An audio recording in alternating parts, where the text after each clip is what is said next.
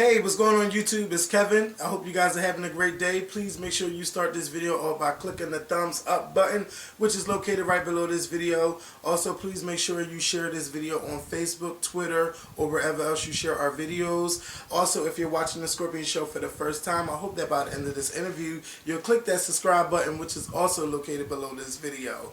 Last Monday, we went to Baltimore to interview Iyanla Vanzant, and it was a great interview, which you guys are going to see. But the interview, it doesn't really start off with the interview. The interview starts off with Iyanla talking to us about the Skorpion show. And I did not want to have this video just start off like that. I thought I was just going to press the record button, and then when I said, okay, are we ready? We're going to be ready. But no, you know, Iyanla wanted to talk to us, and Iyanla gave us some advice. And I would love for you guys to see that before we get into the actual interview. So please make sure you share this video again and enjoy this interview. Peace.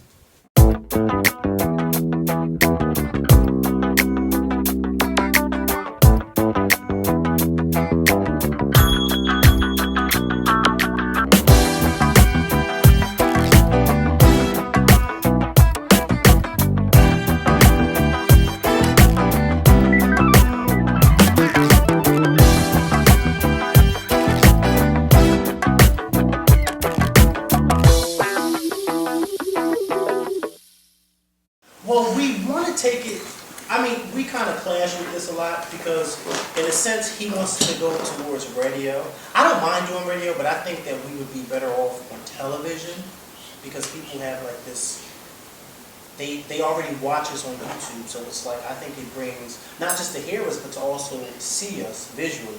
I mean, I would like for us to be on Why television. can't you do radio on YouTube? Why can't you do radio on television? That's what Susie Orman did. That's what Howard Stern did. Yeah, that's true. I didn't think about that. I didn't think about that. That's why I fix. Now you just want to do radio? No, I don't want to just do radio. I want to do television. I want to do radio. I want to do online.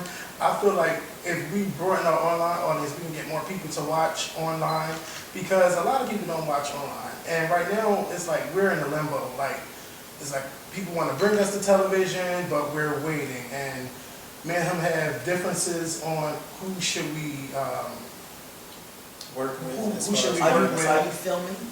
Yeah, I just left it on record and just let it go. Okay. But we're trying to decide. Okay, who we're what's gonna your work with. vision for going on television? What is your vision? You just want to be on television to be on television? No, we don't want to be on there just to be on television. We want to be on television because there is nobody on television that does what we do. And Which is what? what we do is we have a good time on camera and we gossip, but what we do, anybody can do. But there's no one on television that does it the way that we do. And, you know, I've seen online that there's people that, you know, try to do what we do, but they don't have the chemistry that we do. Forget other people. Just worry about what you do. Give me 25 words or less that describe what you do. Well, what we do is we do kitchen table talk. That's what we do. We don't do the, okay, well, here's what we... Don't tell me what you're doing. Just Okay, what you well, do. what we do kitchen table talk. We do kitchen table talk. We do, you know, from our own personal experience, what it is that's going on in our lives. I love your mother and your sister. Your mother and your sister, I want to meet them. They are a hoot. And he said your mother just goes to, she'll be asleep. She does. My mom will sleep anywhere. She'll stand up She's sleep. sitting over there sleeping. But you know that's how Wendy Williams started. On the radio? Yeah, Mhm. gossip. Yeah. Yeah. But see, we don't want to go that route where it's like, because she was kind of nasty, and we don't want to scare anyone from coming on our show. So we just want to have a good time. We talk about you, but we give our we give our personal opinion Good perspective.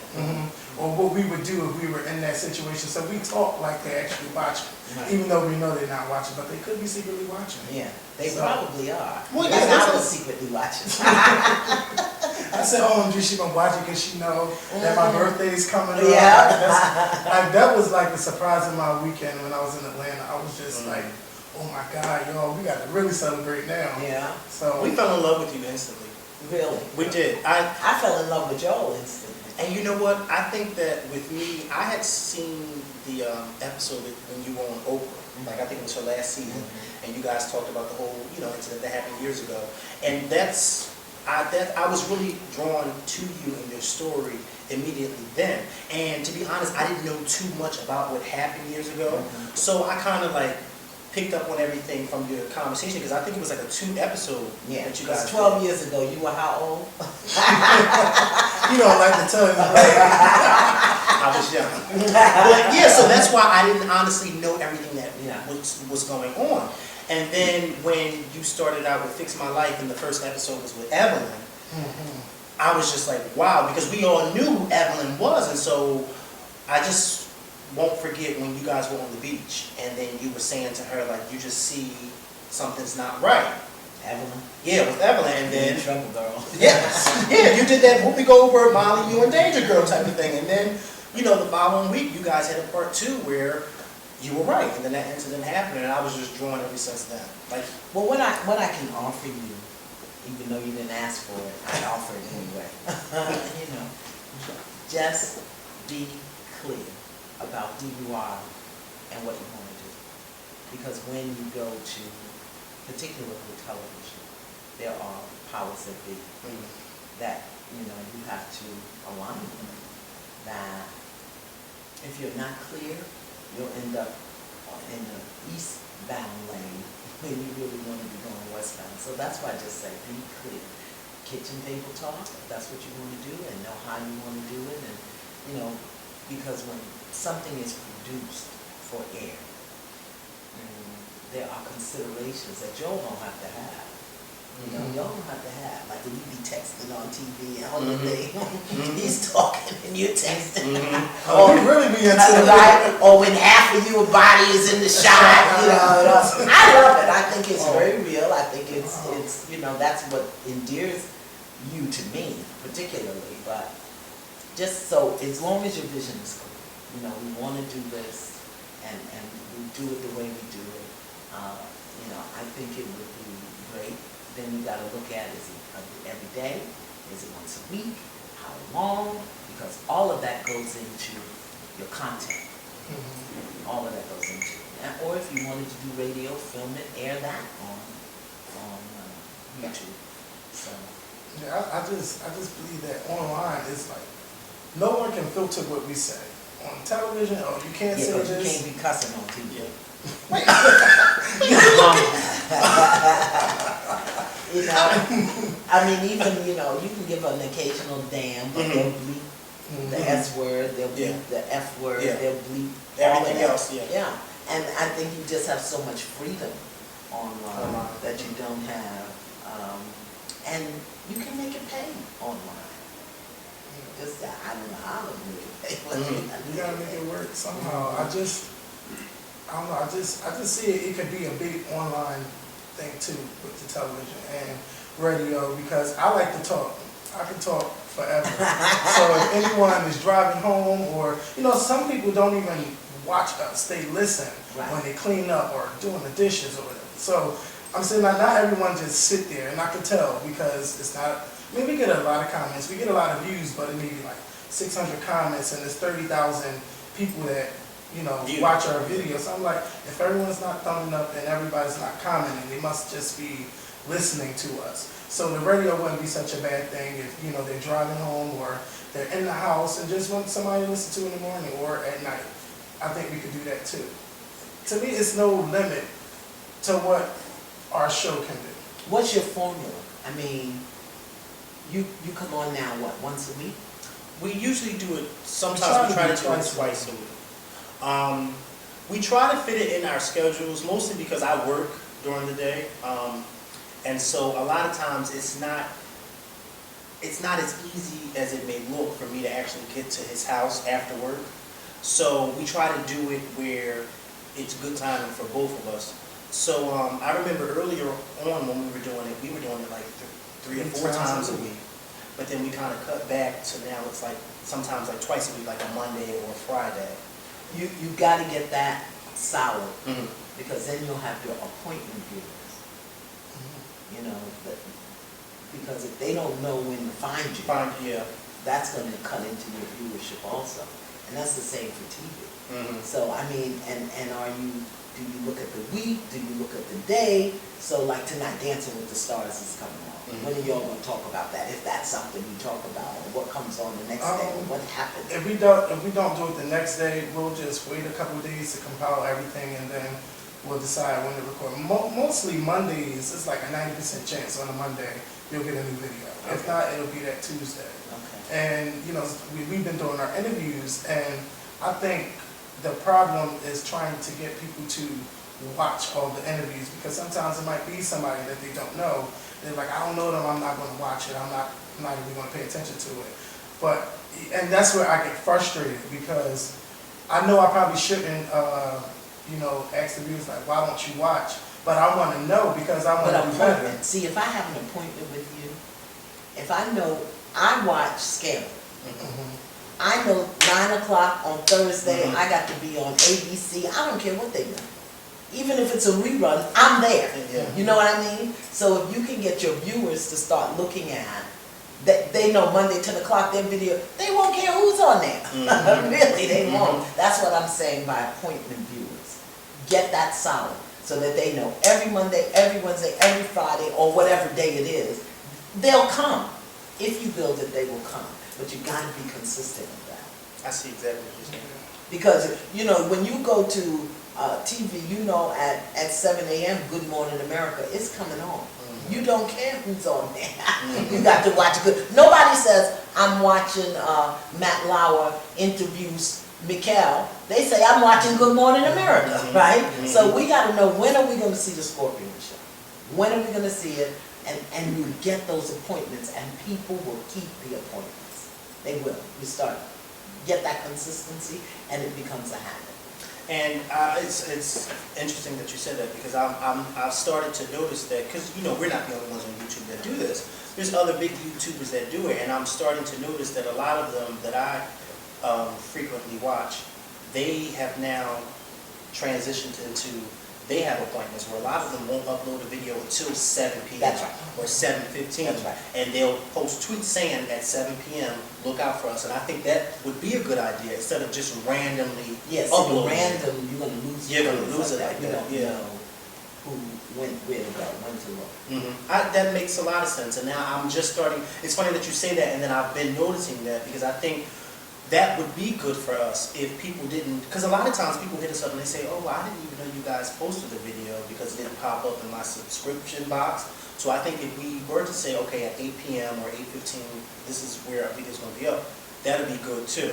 And then we will have those appointment viewers, and then it'll grow. That's what does it, When I was growing up, my grandmother would say, 1 o'clock, my stories are on. I didn't even know what name the story was. Just stories, right. And they come on all the time. So, just thinking of the mind of the viewer. I know at 3 o'clock, I got to go to 96.7 or 105.3 because Michael Basin's on. Or I got to be, it becomes a habit, and they don't have to look for it. So you want to make it easy for them. Yeah. You really want to do that. Okay, what else you want to talk about? Now we talked about your life. Well, okay, well, we've been rolling, so, okay. So, this is Mikhail from the Skorpion Show, as you all know, and this is Kevin, and we are here with the guest of honor, Miss Iyanla Vanzant.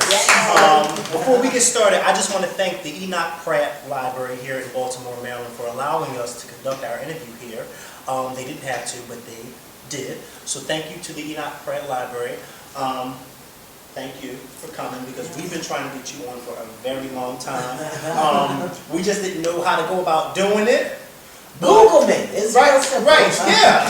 It's amazing, because people will say that to me all the time. I've been trying. I say, how have you been trying? I'm not hard to find. And my foundation is grassroots. So to be able to sit with you all today, to me, is a privilege, because it's the grassroots community that made Iyanla Vanzant a household name. It's not Hollywood and Las Vegas. And it's really the everyday people. So I'm first of all honored that you would want to have me, but really glad that we were able to do it. And I did it through tweet, which is Twitter, Twitter, right? Right. Which I'm not very good at. I was trying to DM you. Somebody said, I DM'd you. I said, well, what does that mean? I didn't even know what a DM was. Direct message. Well, now I know that Yes. you go to the little thing and the box drops down and it says direct message. But then I get confused when the box comes up. I don't know who I'm supposed to be sending it to. to you. So that makes sense. Because I have sent people other people's messages. Oh wow. You gotta be careful with that. I know. So I get help. I'm not a social network expert. I know how to tweet. I know how to retweet. I know how to favorite. Well, believe it or not, I wasn't either. Like, he kind of... I got him onto Twitter. Because he was on Twitter and Facebook for like a year or two before I even decided to get on. I was just like, I don't want to get on that stuff. Because I'm more so... I'm kind of like... Now, I'm like... I know, because you always be on the show. But before, I was just like, I don't want to be doing all that stuff. I don't want to do that. And it's easy to get sucked in because... You know, people say mean things, and then you wanna respond to that, and you got to be careful because that thing will be retweeted, and you gonna cuss somebody's mama out. Right. And the bad stuff seems to travel real fast. Well, let me just say this: I am like a huge Fix My Life fan. I will never forget. I think one of the earliest memories I have of us discussing Fix My Life was the episode where I think it was like the Six brown chicks. Six brown chicks. Brown That's the chicks. one he's seen before me. I saw that before him. And that classic moment when you went, not on my... I'm trying to say it. That was like so classic because that particular episode and those women, they were just like, to me, they were just like all in disarray. And it was sad because the one woman whose husband was like really sick, I felt so bad for her, and I felt as though here she has this group of women who she should be turning to for help and for just like, you know, just a shoulder to cry on, and she didn't have that because they were all just like, this one doesn't like you, or this one is doing this. How do you actually get in touch with people who have those particular problems that want you to come and fix their lives? Do you reach out to them, or do they reach out to you? Most of our guests reach out to us. Most of us, we get letters all of the time. Some 2-line letters, some 5-paragraph letters, some 10-page letters. And then we do what we call vetting it, you know, to see if everyone involved with the story wants to be on the story. You know, and I so respect my guests because it is amazing that these people are willing to stand in front of the world and bare their soul. And what I look for in the letters that come, or what my production team and I look for, are common issues. You know, things that the viewer can say, okay, I see myself in that. You know, long-standing problems where the viewer can say, okay, I can see that. Because we want everybody to come out of the show rooting for somebody. So we want the guests to get their healing, and we want the viewer to be rooting for somebody or identified with themselves. That's why after the show we do the study guide. You know, this season we're going to do something else, because this is not a show, a voyeuristic show. I want active participants, people to apply this stuff to their life. So even though you may not be brown or a chick, if you can identify how you are disrespectful to other people, you know, that's what I wanted. And let me just say, because I hated that scene. Oh, I love it. He loved it, especially telling the story. I love to see it first. So. They played that scene. That was what they used for the commercial, and I looked like a total raving lunatic. But understand, we tape for any place from 12 to 48 hours, and you see 48 minutes. So by the time I had banged on that desk, trust me, I had worked all my little spiritual tricks and magic and everything. But the point is well taken, you know, that if you do it to her, you'll do it to me.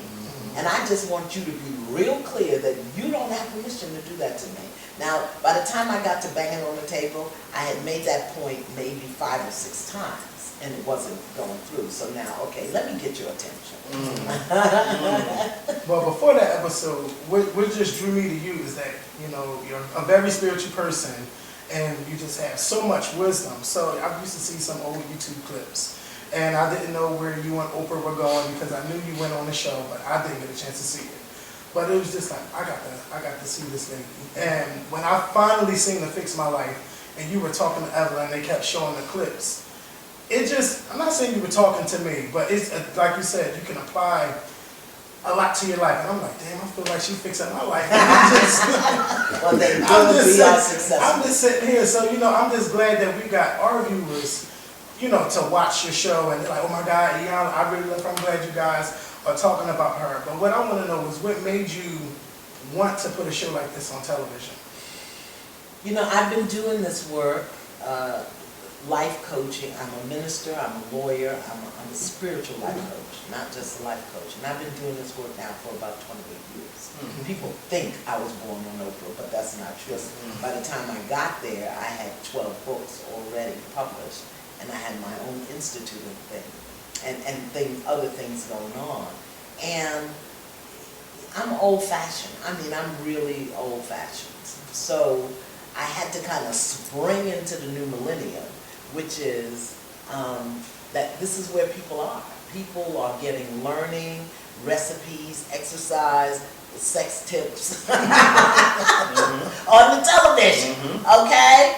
And there's no healing on the television. There was no, at least not any, you get information, but information is very different from process. And so watching Fix My Life, I hope people get the process. They got some of it when I did Starting Over. And then when Starting Over went off, I don't see healing, but I see a lot of dysfunction. You know, if we look at some of the other platforms that are out there, the 6 brown chicks represent those platforms, but there was no healing, no correction. And I don't think people just want to behave badly. I think they don't know how to behave well. You know, I think, because that show Bad Girls Club, people want us to talk about that. My thing is, there's no one there to help these women. They're all, you know, acting like fools on television. Oh, I'm the baddest, I'm the curse. I'm the baddest this, I'm the baddest that. And it's like, what do you guys get out of that? There should be a mentor. Like, I remember the old show with Monique. What was it called? I can't remember. Charm School. At least someone was there to mentor them.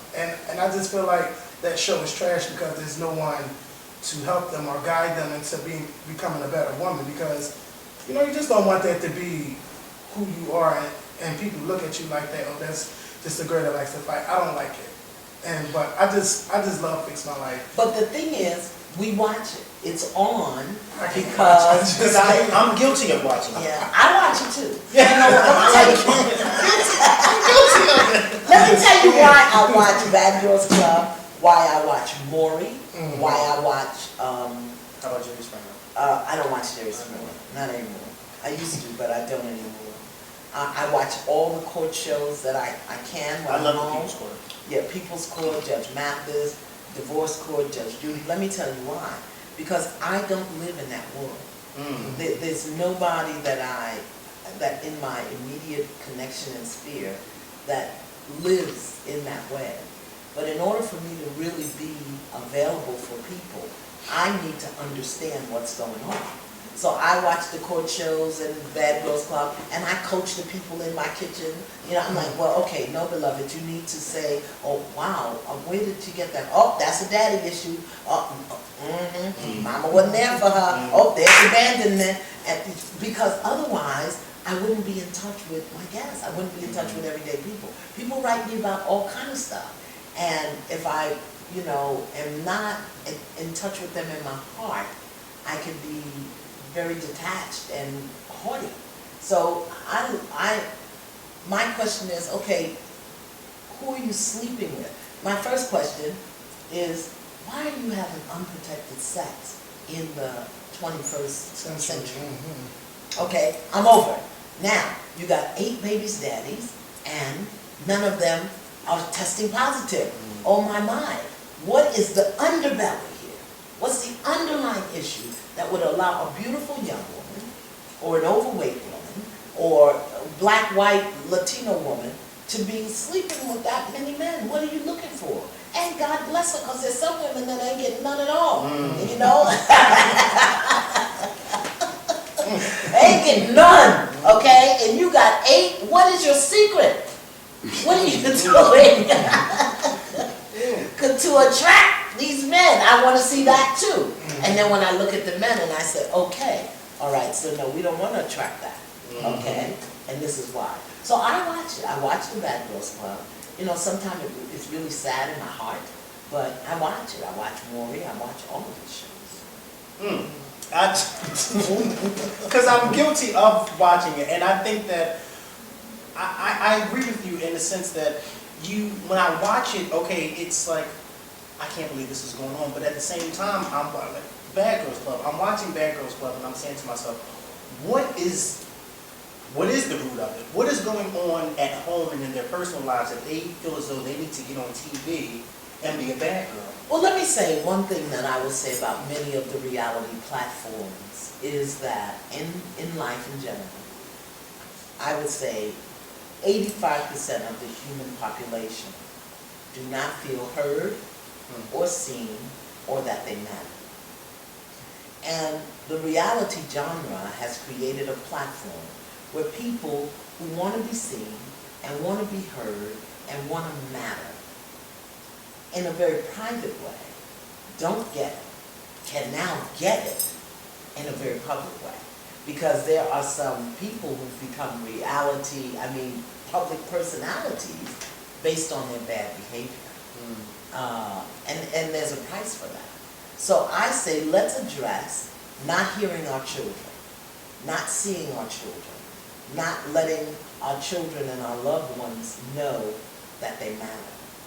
You can walk right down the street outside and ask people, do you really feel that people in your life hear you, see you, or let you know that you matter? How many people don't feel that they matter? Who they are, what they want, what they offer, what they value. So I think that that's what has given this entire reality genre a platform. And again, we show the badness, but we don't do the healing. And I want to fix my life to show the healing. Well, how did you, because season 2 of Fix My Life, which congratulations on that. Yes. Because I was rooting for that.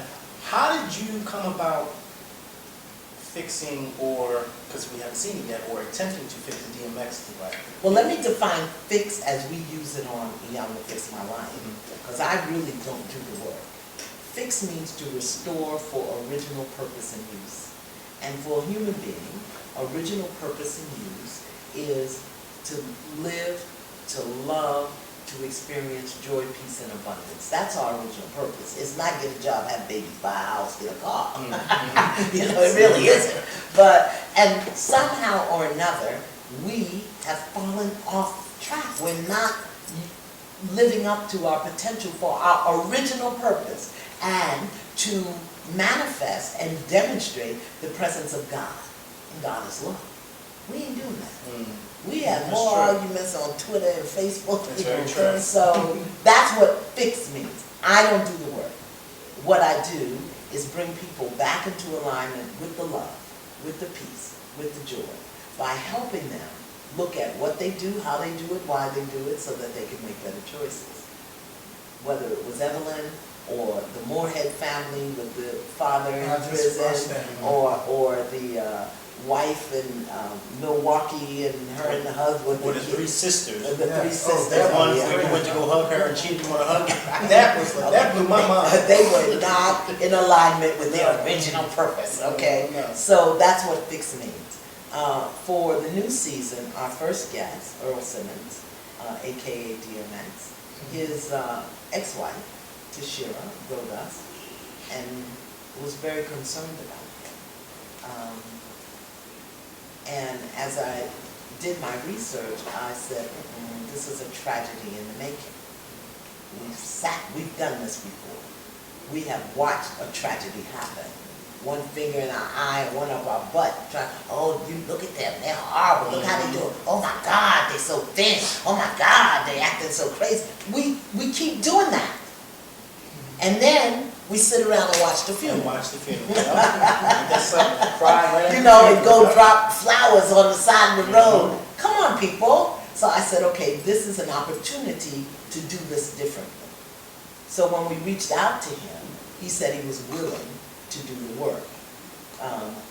But to be in the presence and do the work is a very different thing than what you're watching on TV, because my guests, they do the work, and I take them to the mat to do the work. So he said he was willing, and I'm clear now that he wasn't fully aware of what that meant. Okay. So was he real difficult, like we seen in the trailer, or he just had like a moment where he just blew up? That particular guest has a very difficult history, which he acknowledges on the show, of long-term drug abuse. Now, the Surgeon General says don't smoke because it'll ruin your lungs. You know, the Dr. Oz says don't eat fried food because it will clog your arteries. You know, the acupuncturist says do yoga 3 times a week so you can keep your energy flowing. So we understand that what happens to our body affects every aspect of our life. I don't understand why we would think that after 20, 30-something years or 20-something years of drug abuse, that this person is going to have a jacked up life, a jacked up mind, addition to jacked up kidneys, they're jacked up. And so what looks to be difficult behavior is really the result of long-term drug abuse and a disconnection from reality as it is. So, okay, I'm not going to ask because we haven't seen it yet, but I don't know, because I seen him on with another couples rehab and everything like that, and I still feel like, you know, he's still in and out of jail, and I don't feel like anyone, you know, is helping him, or maybe he's just making the wrong decisions. What do you think you did different than what the other shows he's been on? When we go in to work with a guest and other people are involved, sometimes the healing isn't for the guest. The guest may get the healing if they're willing. But we also help the other people in the unit, in the family, get what they need so that they can move forward. Because when one person in the family is sick, it affects everybody, right? And even though him and his wife weren't together, he has children. There's a long-standing love there. So what I discovered was he wasn't willing to receive the healing possible for himself. And I was able to support the other members of the unit in seeing that and moving forward. Because him and the ex-wife aren't together. So but she's still trying to get his healing, you know? So now she can see, okay, well, he's not really willing, but there's some other healing possible. Well, we know that you also sat down with former television reality star Sheree Whitfield from I don't know that. It's on TV. You know, we love your show. And, you know, I like Sheree. You know, she follows me on Twitter, and I follow her, and she's actually a fan of our show as well. Was it with her, because she's had a long problem, I know, from watching Housewives of Atlanta with her ex-husband. Was it difficult to get the two of them together to sit down with you? No, they said they wanted to do it. They came to us. Oh, okay. One of them came to us. I can't remember who it was, because by the time it gets to me, all I know is they both agreed to do it. And that story represents hundreds of thousands of stories of people who had a contentious breakup and are now trying to co-parent and can't do it. So that's why the story was interesting to me. And what I wanted to demonstrate was when you don't have emotional completion with the old relationship, you cannot start a new relationship. But in order to get to emotional completion, you got to tell the truth about who you are and what you do. And there wasn't as much willingness to do that as was required. Do you ever sit down with your guests and ever, when you're, doing your spiritual healing, do you ever stop and say to yourself, wow, I see something in them that may have happened in my past, or do you ever have like that personal connection? Every guest is me. Okay. Every single guest is me. That's why I can get in their face. Oh. Because I can tell the truth. I can tell the truth about when I was nasty in a relationship, and when I was fighting to be right, and when I insisted on having my way, and when I was selfish and mean and arrogant and ego-driven. I will tell the truth about that. So when I see it in the guests, they can't tell me you don't understand my history. Oh yeah, I do. Oh yeah, I do. Because it's my history. So, and I try to soft walk it. I can soft walk it with you. But when you go into resistance, now we're going for the healing. It's just like when you go to have surgery, the doctor's not concerned that you're going to bleed when he cuts you. He's going to cut you and get the disease out, or move the thing around, and then sew you up and tell you everything you have to do for recovery. Well, what I do on Fix My Life is soul surgery. So the fact that you bleeding and you freaked out about it, I'm not freaked out about that. You've been there. Right, been there, done that, and will tell the truth about it.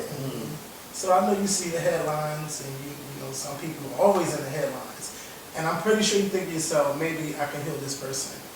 Who would that person be if you could fix their life? Anybody who's willing. You see, because I don't look at people because of their name and their status. I look at the issues. That's why I'm watching these shows. What's the issue? So I don't care who you are. What is the issue? And how many of my viewers have that issue? So, and that's why I do celebrities. People think, oh, well, why don't you just do real people? Because I want to level the playing field. You understand? DMX selling 20 million albums didn't help him get off drugs. You understand? Somebody weighing 400 pounds don't stop eating. You know? So it doesn't matter whether you're a star, a celebrity, a big name, or whatever. It's the issue. And these are common human issues. And I really want the people down here on the ground to stop looking up thinking, if I get the record deal, if I get the book, if I get the TV show, if I do this, my problems will cease. Wrong.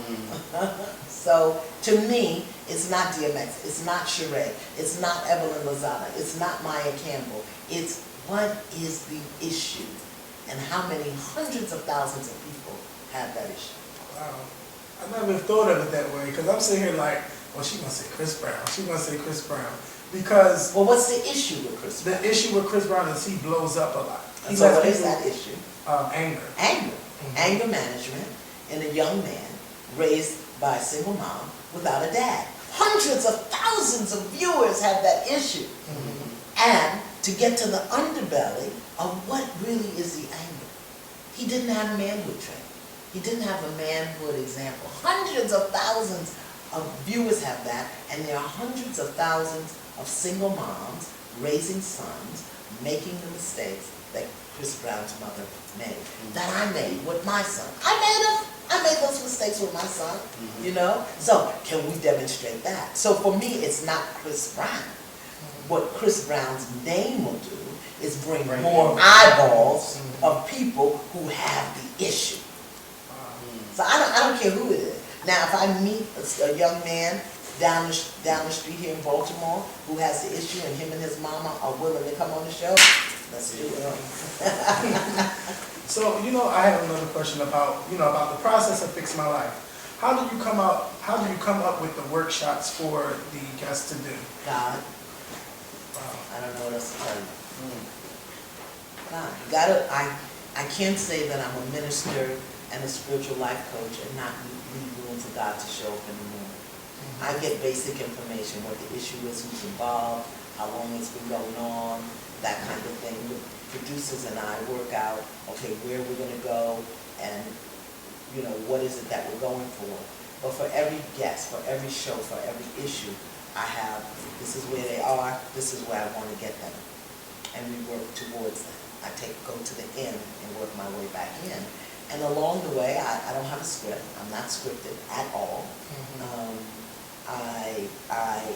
We know where we're going for locations because it's a TV show, which is what I was saying to you earlier. Production is very different than just sitting down in his house and doing your show. We know that. But what I say, how I say it, when I say it, is it's God. It's my commitment to the healing process. It's the principles. There are certain principles that I use. Truth, trust, compassion, non-judgment, forgiveness, honesty. It's the same. I don't care who the guest is. When there's no honesty in the communication, there's going to be a problem. When there's unforgiveness, there's going to be a problem. When you're making up stuff in your head about why your mama beat you, you're going to have a problem. So I use the same principles on every guest. It looks different because the story is different. Well, I just want to say thank you so much for coming and doing this with us, because I know you gotta go. But I just want to say that, and this has nothing to do with Fix My Life or anything like that, but Patti LaBelle is like one of my favorite. Well, she is my favorite singer, her and Beyonce. And there's this video on YouTube where she's singing at the 2000 Essence Festival in New York at Madison Square Garden. She's singing "You Are My Friend," and there is a woman in the audience just getting her life through that whole performance, and it was you. Yeah. I spotted her in the audience, and everything. I'm like, oh, that's Iyanla. I know that's a little weird, but that's my favorite song. You Are My Friend, God. I'm looking at God. I'm looking at the women in my life who have just been there for me in so many ways. One is my daughter who passed away in 2003. I use that song in almost every workshop I do. It's just a phenomenal experience. Well, I just, again, want to thank you for coming on, because it's like an honor. Like, we've had a lot of celebrities on our show, but I think you being on our show I don't know, it just solidifies everything. And it's going to help a lot of people, because I never really thought about it. You know, we always kept saying we would like this celebrity to be on your show, but then when you said it's not about the name, it's about the issue. And that makes total sense. So I just want to say thank you for that. Thank you for coming on the Skorpion show. Anytime you want to come back on, more than welcome, come back on, because one of these days we may be calling you to fix Okay. But wait, before you end, because I do have a question. Okay. So I have a question. It's kind of like my life. Okay, I've noticed that I have a problem with being consistent with things, and like I try to say, God, please help me be consistent, have a structure with when I do things. Like, okay, for instance, right now, I'm trying to learn Spanish, I'm trying to get my weight down, I'm trying to do the Skorpion show, but and I tell people, join me every week for American Idol at 8 o'clock, and somebody's like, I don't even feel like doing this, so I don't log on. If you could just tell me anything like on how to be consistent, what would you say? I'd ask you the same question I ask my guests. What is your vision? What is your vision?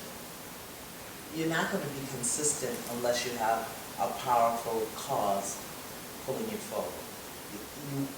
Thank you for the weight issue. You want to get your weight down. Why? What's your vision? Well, me, I want to be healthy, and I'm tired of looking pregnant. That's like, oh my goodness. It's like every time, like I couldn't wear this shirt. When I first bought this shirt, I couldn't fit it. I lost 17 pounds, and I put it on the day, and I say, I'm wearing this to the interview. But is being healthy a strong enough vision to keep you on your eating regimen? No, because I want to enjoy it. No, so see, let's just take that.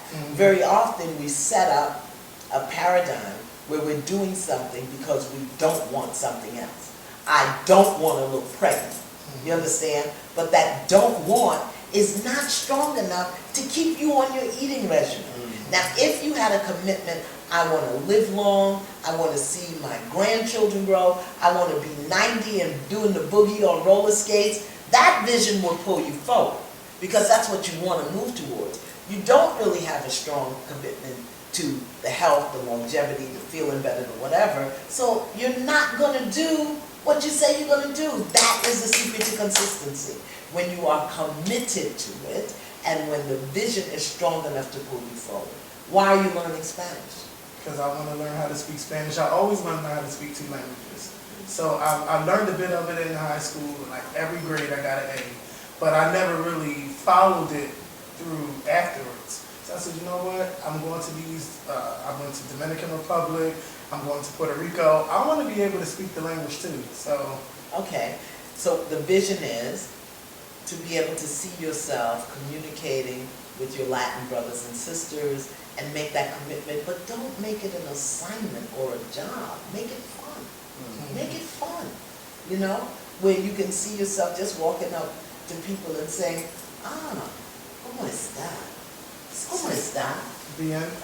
You understand? Yeah, tu quieres comida. What do I like to eat? No, do you want to eat? You don't want to eat. Because you have to wait. I had to ask you, you quieres comida? Yeah, you know? So you gotta have a strong enough vision. If you don't have a strong why, your why is what leads you. So if you don't have a strong enough why, you're not going to do it. So give yourself permission to buy your shirts bigger. That's true. Or get committed to, I don't want to be like the average African-American man, overweight, with hypertension, diabetes. I'm not going to be that. So maybe your vision is just to defy statistics, but have a strong why and you'll get consistent. Wow, thank you so much. Thank you for coming and watching. And thank you everybody for watching. Make sure you tune in this Saturday, April the 13th to the season 2 premiere. No, by the time this come on, the show will be Oh over. yeah, well, keep watching. Keep watching Saturdays it. at 10. Just keep watching. Keep watching. But let me tell you this online so that your viewers will know that my granddaughter subscribes to you. Oh. She almost peed on herself. She's a freshman at the College of William and Mary. And she said to tell you that she agrees with your position on Beyonce and that she's a subscriber and she wants your autograph. Okay, we're gonna make sure we do that. Okay? All right. Oh yeah, what's her name? Oh, Lord have mercy. I tell you, I forget I'm famous. All right. Hey, Nia Moja. Say hey to Nia. Hey, Nia Moja. Thanks for subscribing to our show. And we love your And tell grandma. everybody at William and Mary to watch the show too. That's right. William and Mary. Did you say William and Mary? Yeah. Them people ain't gonna watch this show. You never know. Okay, watch William and Mary. Okay. Yes, Thank you so much. Okay, We thank really you. appreciate it. I gotta get your autograph. We gotta get a picture too. Oh,